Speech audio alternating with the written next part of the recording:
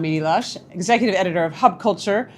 Now, I was going to introduce Rory Bremner, but actually I'm not. I'm going to introduce Donald Trump. Thank you so much for coming by after your speech in the Congress Center. That's entirely your pleasure, Edie. It's beautiful to be here in Davos. I love Davos. In fact, I might buy it. It's not for sale, but I'll have it anyway. So they said I could have it. That's what the mayor said. But, but what about Greenland? What Greenland? We're going to call it Orange Land. We're going to take it over, and they not like it, but it's an amazing. I don't know why anyone else will want it. It's miserable, you know. Even the bears are bipolar. But let me tell you, we're gonna make a move for it. I've done so many amazing things. So many amazing things I've done. In fact, you know, don't take my word for it. There's all the people that I paid to agree with me. But you know, I got the the FIFA Piece Prize. They don't just give that away. Let me tell you. It's true. And you know, notice that the plane had to turn around. I'm sorry about your plane. Yes, because you know what happened with that? Because you know they said there was a whining noise. It was a whining noise. It turned out to be me talking about the Nobel Peace Prize. They'll give it to me one day though, next year apparently. Maybe next year. But I'm a great peace lover. I'm a tremendous peace lover, and I'd like a piece of Greenland. I'd like a piece of Ukraine if they give that to me with a rare earth.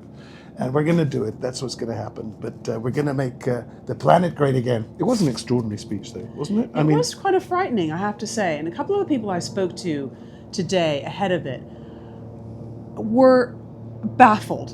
One former leader in the UK that I spoke to said to me it felt like when they were doing war games ahead of something like a bomb going off in London or of the Thames barrier breaking. I mean, this goes back a long way. When his initial inauguration, you remember the America First, the speech from 2017. And you see there's a shot where George W. Bush left the podium with Hillary Clinton and she laughs.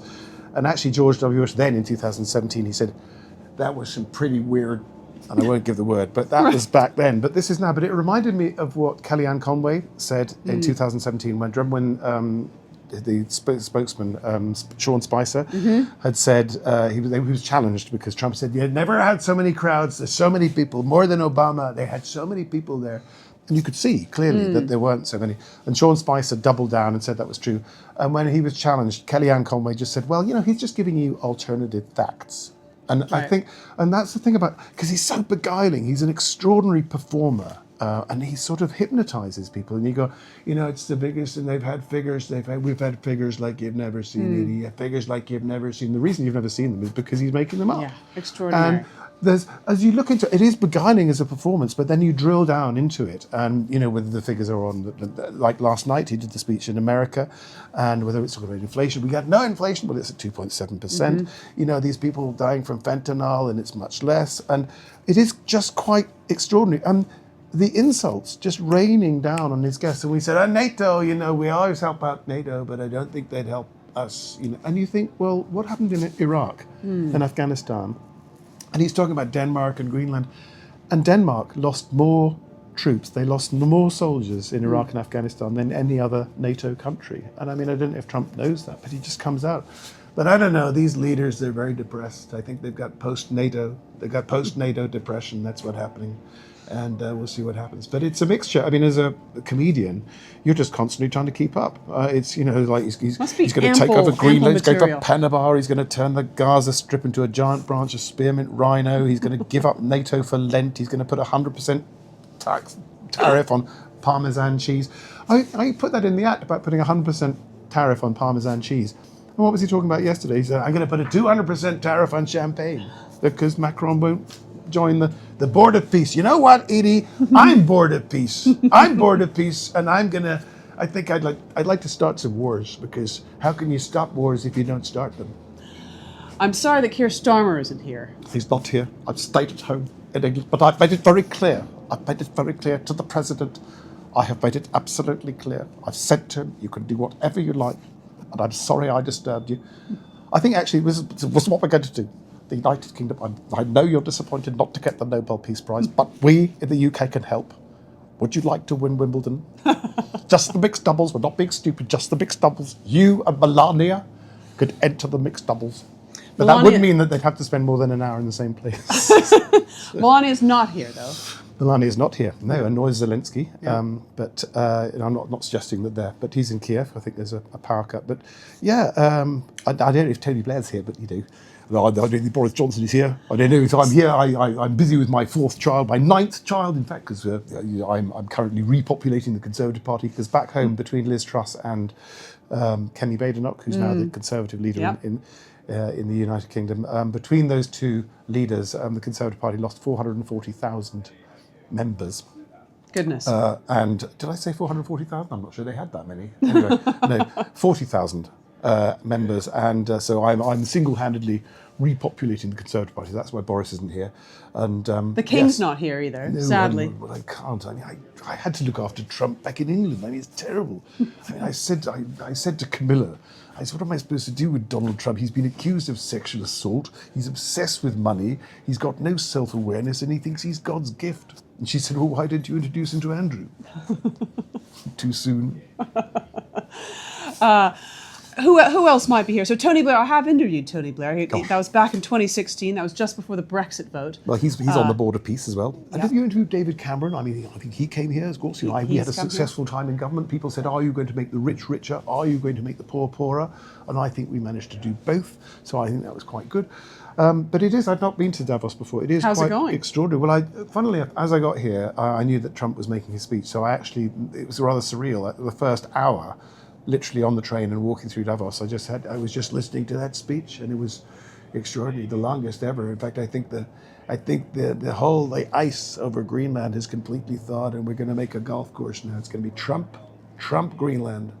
But so that was an extraordinary beginning, just walking through the streets, listening to the speech that everybody's talking about. I mean, you can't deny he just sucks all the oxygen out. It has been definitely the beginning of this week has been all about waiting for Trump. That has definitely been the mood on the street. But I think the mood is going to change, because literally in real time, you know, if you fact check it, you go through it just doesn't add up. And a mixture of making stuff up and insulting your hosts and saying, you know, the president of Switzerland and just repeating herself or repeating himself, and you think, well, you know, and there comes a point, but you know, he is the most powerful man on the planet, and he will show you, you know, every day how much he is enjoying that power. He's like, we have the big dog show Crufts in England, and basically Donald Trump is like a cat turning up to Crufts.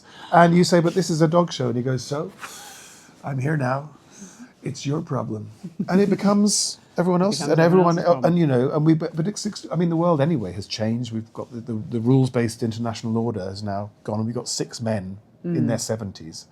You know, if you think about it, Trump and Modi and Putin and Xi and Netanyahu and Erdogan. And I mean, 6 men in their 70s. They shouldn't be in the White House and the Kremlin. They should be in the best exotic marigold hotel. I mean, it is extraordinary, and we're coming to terms with it. And it's happening so fast. I think it was Lenin, or it might have been Boris Johnson. No, Lenin, who said that there are decades where nothing happens for weeks, and then there are weeks where decades happen. And we're living through a time when things are happening so fast. So we've had 6 prime ministers in Britain in the last 8 years. 6 prime ministers in 8 years. And if you go to hospital with a head injury or dementia in Britain, the first thing they ask you, you know, they say, who's the prime minister? So that's why our hospitals are full, because people keep getting, is it Theresa May? No, back you go. I mean, honestly, if you've been in a coma for 2 months, you missed Liz Truss completely. So, I mean, it's an extraordinary one. Never mind WTO rules. I think it's WTF rules. And, you know, for a comedian, in a sense, you know, you try to Is it good, or is it hard to keep up? Well, you know, if you try to make politicians look more ridiculous than they already are, I mean, that is very tough. I mean, we mentioned Boris Johnson. I mean, a prime minister who literally brushes his hair with a balloon. And Trump, you know, every day something extraordinary happens. You know, you can inject yourself with bleach for COVID. And we've done so many amazing things. You know what? We got rid of the fraud and the corruption, Edie. Do you know how we did that? Tell me. You know how we got rid of the inspectors? It's genius, isn't it? And, you know, that's why it's Donald J. Trump. You know what the J stands for? Genius. I'm sorry Joe Biden isn't here. Sleepy Joe Biden. He talked about him in his speech. I don't know where I am. Somewhere around here. But yeah, I mean, but he can't stop insulting Joe Biden, the worst president in the history. And it's almost sad. And I was talking to a friend who sort of analyses and sort of discusses this for a living, and I was sort of trying a few jokes, and she said it's not even funny anymore. Right. And I do worry sometimes that if you make fun of Trump, somehow you make him fun, and it's very serious what's going on. But I think for Farage comedians, came to have. Nigel Farage came. And, well, no. The thing about Nigel Farage is he can't get to the end of a sentence without laughing. So, I mean, you could say, I'm so sorry to hear about your wife's death. He'd say, well, these things do happen, I'm afraid. So if he was Prime Minister and he had to say, well, our thoughts are with the victims of this terrible disaster.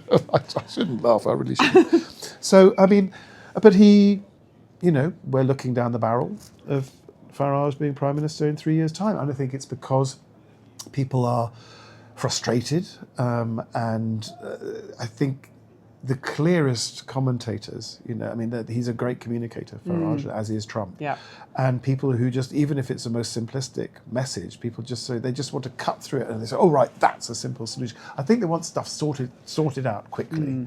And there is stuff that Trump has sorted out quickly. I mean, the southern border is one. I mean, he's not like they say that a stopped clock is right twice a day, and there are things that Trump We is. got 5 million barrels of oil out of Venezuela. Well, apparently. we got this. That's a lot of oil. It's coming to us. It's not going to Cuba.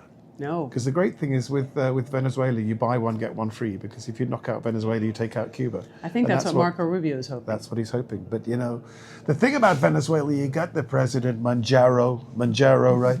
And he claimed victory in a disputed election, okay? And he acts like he owns the place, and it's all about him, and it's all about enriching his family. And no, hang on, that's me. No, and you got Vladimir Putin, right? In Russia, he's a megalomaniac. He wants to be in power forever, and he thinks he can just walk into another country and just take it over. Oh no, hang on, that's me as well. And you got the Ayatollah in Iran. I said to JD, I said, tell me about the Iranian regime. He said, how many? I said, I don't care how many there are. We're going to take them out. But they're shooting the protesters, and you can't do that. No. Not in Tehran. You do it in Minnesota, but not in Tehran. They won't keep that bit. Well, Rory, thank you very much for stopping by the Hub Culture Pavilion. Thank you Share very your much. Thoughts. Good luck in the rest of your trip. Welcome to Davos. Well, I think it's going to be quite an evening. I was going to fly back at 7:30 tomorrow morning, but I might stick around. Stick around. Well, thank you so much. And I'm Edie Lush here at the Hub Culture Pavilion. It's Davos 2026.